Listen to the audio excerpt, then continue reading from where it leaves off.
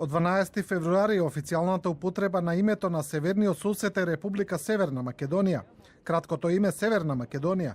Новото име важи за сите употреби, за сите цели и во сите меѓународни и регионални организации, институции и форуми, но и во билатерална службена пошта. Во спротивно, доколку нема придржување до правилната употреба на името и термините, службената пошта нема да биде примена и ќе се враќа назад.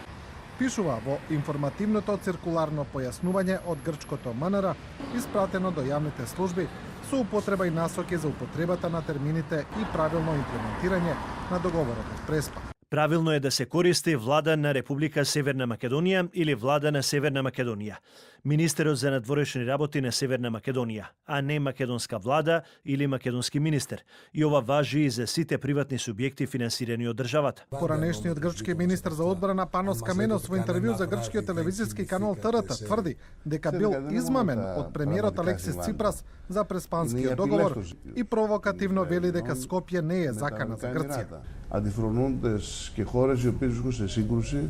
Ние не чувствуваме никаква закана. Скопје работа од 20 минути.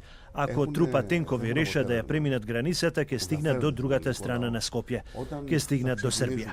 Грчката влада претходно соопшти дека Атина целосно ќе го спроведе Преспанскиот договор покрај противењето на локалната власт во грчката област Централна Македонија да постави табли со новото име кон северниот сосед.